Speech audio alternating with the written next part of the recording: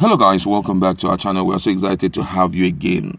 The governor of Kaduna State has taken out time to blast his fellow governors, and we're going to look at the reason why he had to do that. Don't forget that some days ago there was a strike action by the Nigerian Labour Congress, and that was as a result of the consistent sacking or retrenchment of labor in Kaduna State. Don't forget that according to what the data media has provided, not less than 45 to 70,000 people have been sacked ever since Rufai, Governor Rufai came on board. And yesterday, to some extent, the issue had been put under control because there was no economic activity as a result of the strike action. Virtually all the agencies and parastatals were fully in support of the action of NLC. And Rufai, people were expecting that he was going to call for negotiation with the NLC. He was really out to face them. The NLC chairman was being put on the wanted list of the state, and they said anybody who will bring him will get a good reward. And not just that, we saw a case of hoodlums coming after the NLC people, which the NLC chairman alleged that it was traceable to the current day government in Kaduna State. We also saw a case of lecturers and nurses. Because they did not resume, they had to also sack some of them. Now, but to some extent, the thing had been put under control. Possibly the federal government is going to mediate. But right now, he had to face his fellow governors, and that's what we're going to look at. And the issue of increment in the price of fuel. But before we do all of that, if you're not subscribed to our channel, then please consider it. Just hit the red subscribe button and you subscribe, and also hit the notification button so that anytime we publish our videos, you'll be the first to get it. All right, let's look at the news in detail. According to the news, the governor of Kaduna State, Nasir El-Rufai, has accused his fellow governors of abandoning his administration in his face-off with the Nigeria labor force.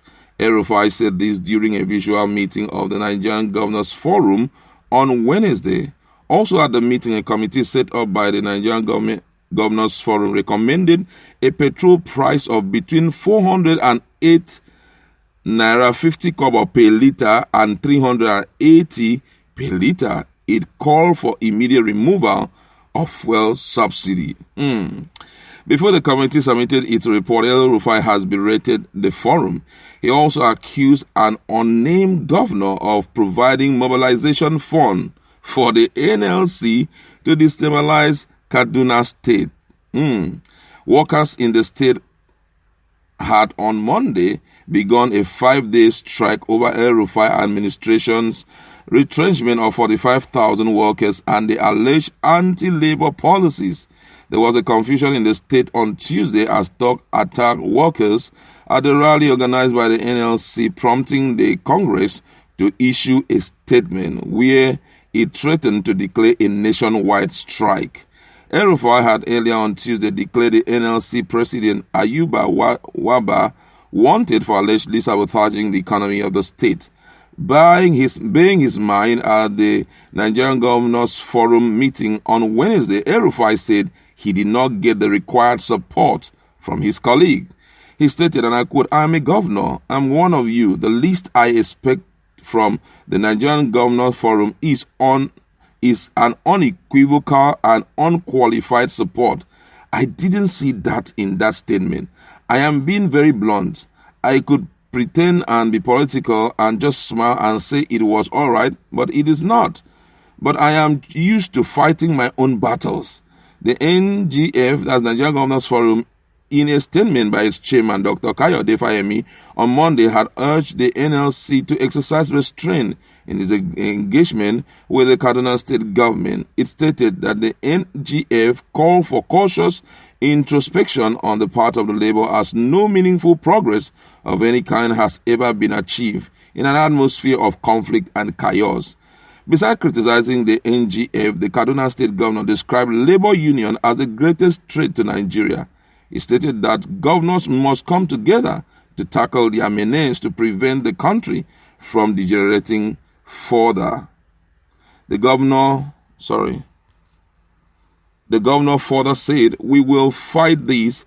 We are breaking them, and they will leave town ashamed.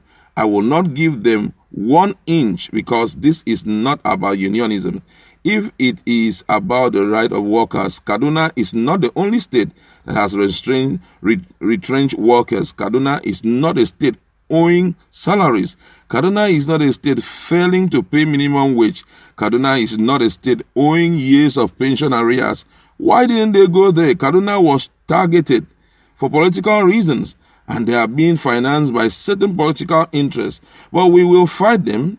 We will defeat them. But as the governor of Biafra said, and since he had brought that subject, I have a responsibility to put it through. Unless we collectively address these monsters, it will consume us.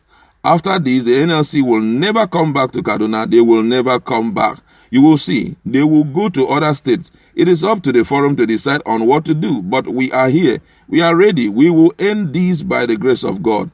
I would like to inform the forum that one of our colleagues, a state governor, actually gave the NLC money to come to Kaduna to do this, because people think everything is politics. This is not politics. This is monster. This is a monster that will consume all of us. It will not consume Kaduna. I am confident of that.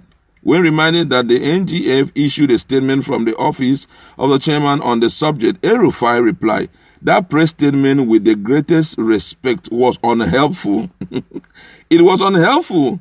It said nothing. It was trying to play both sides. Rufai spoke after the Biafra state governor, Diri, expressed displeasure over the lack of support for Rufai. He explained that what the Kaduna state governor was dealing with would soon catch up with other states if the situation was not properly managed. He said, "We are not running a unitary government. We are a federation. We were elected to govern different states. We owe our people accountability, not the NLC. We should take a common stand." Earlier, while presenting the report of the NGF Committee on Subsidy on Petrol, Rufai, who is the chairman of the committee, explained that the current subsidy regime was unsustainable because smugglers and illegal markets in neighboring African countries were the beneficiaries. The committee recommended that the removal of subsidy should be immediate to serve the nation's economy. He noted that Nigeria, like other organizations of the petroleum exporting countries, agreed to a cut production to keep the prices high, but that Nigeria could not fully benefit from the regime because of subsidies. The Kaduna state governor said between 70 billion and 120 billion is estimated to be spent every month to keep gasoline price at 162 per litre. This is below the cost price, and the remittance to the Federation account will shrink to less than 50 billion naira per month, or even zero if trade persists.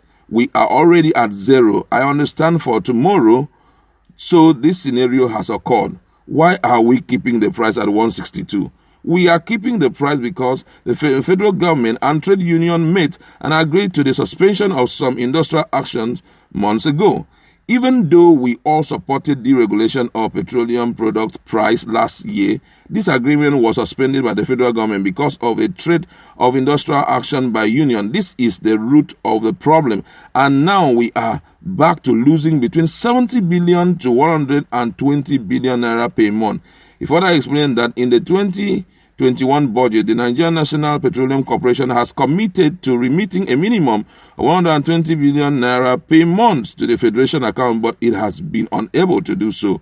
While presenting the recommendation of the committee about the price of petrol, he further explained that only about 12 states consume 2/3 of petrol, which was heavily subsidized. The committee recommended 408.5 naira per litre as the appropriate price in the circumstance, but that with concession to labor union, 380 litres could be the minimum. Rufai stated, and I quote, he said, "The committee recommend PMS pump price increment from the current 162 to 408.5 per litre. Negotiation with organized labor union, 380 per litre. Settlement with organized labor.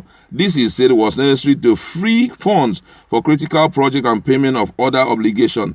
Other governors who contributed to the debate include Governor Dagbo Abiodun of Ogun State, who said the 93 million litres which the NNPC claimed was consumed in Nigeria daily was unacceptable. While addressing the media after the event, Fayemi, who spoke on some of the issues discussed, appealed to Labour to give peace a chance in Kaduna State by returning to the negotiation table. In response to a question on the ongoing strike by judicial and Parliament workers, Fayemi said most of the issues had been agreed on. He explained that the forum was not in the direct negotiation with the striking union, but with the representatives of the National Judicial Council and the Speaker Parliament. Fayemi said it is in the interest of Nigerians that they return to work for justice to be dispensed to many Nigerians awaiting trial and justice. This is a serious one. I think that what you've heard is as true as we've heard it. And let's just go to our comment section and discuss because of time. Because for me, I believe that Nigeria is looking at a very bleak economic future. I don't know who took us here, and I don't know what government is doing to remedy this, because the reason why things are moving the way it is for me is because, unfortunately, we have made petrol the only source of power. You understand? They are not introducing other things to help help the system. Imagine from 162 to 380. Who will be able to pay that in Nigeria? It's really unthinkable. How would the future look like? It therefore means what we've been hearing is going to be a reality. Talking about the issue of secession or self-determination, it may be a reality if all of these things persist.